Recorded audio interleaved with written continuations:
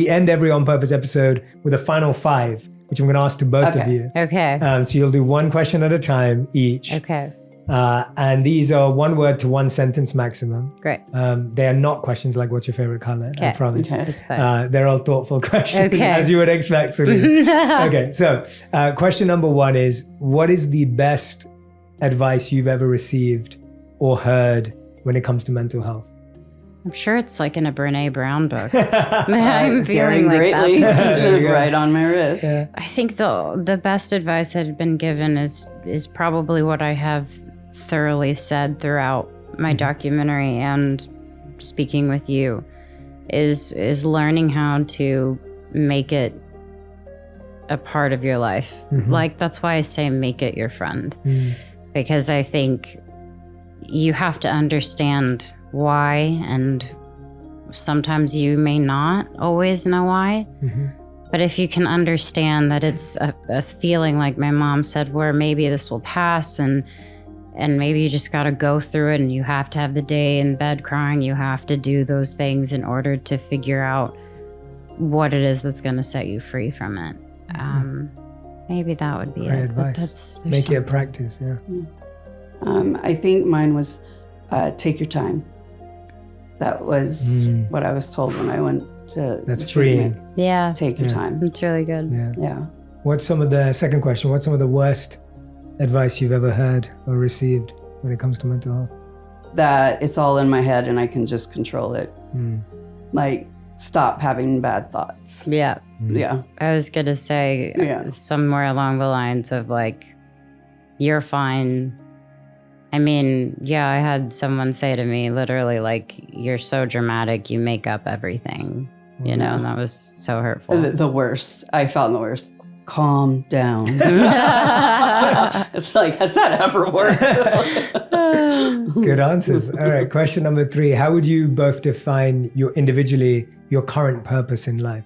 I fully feel that I am exactly where I'm meant to be. I am meant to share my story. And in this season of my life, I want to be loved the way I love people. I want to give the way people have so generously given to me. And I want to continue to work on becoming a better and a happier person every day. It's a beautiful purpose. I've received, so now I want to give. Powerful. Wow, this is really beautiful answers. Question number 4. What's something you used to value that you don't value that much anymore?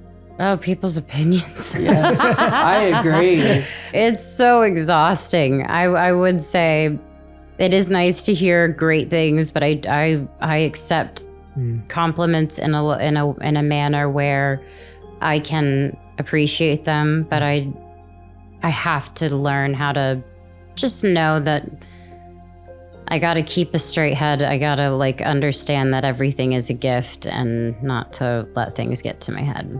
Yeah, because I always say,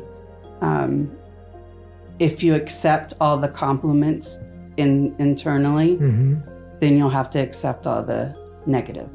So just be careful. Just be selective with what you let in. Yeah. Yeah, there's a beautiful quote. I can't remember who said it, but it says, don't let compliments get to your head and criticism get to your heart. Yeah. Oh, I love that. Yeah, I love that. That was very poetic with what I was trying to say. It's been said for thousands of years, thank you for just repeating it. No, but I think it's such a beautiful... Great. Yeah, it is. And I think that's also when we're mindful of giving compliments to others.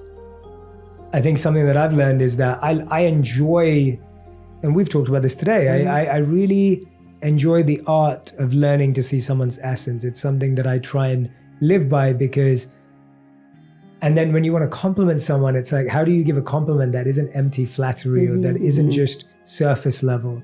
And I think when we get compliments like that, they don't go to our head, they do go to our heart. Yeah, and, absolutely. And it's different. So I hope that we can also learn to compliment each other in more beautiful and genuine ways. 5th and final question number 5 is, if you could create one law that everyone in the world had to follow, what would it be?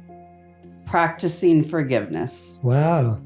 I probably would say something super simple and cheesy, but treat others the way you want to be treated. Yeah. And then we throw in the forgiveness. Yeah.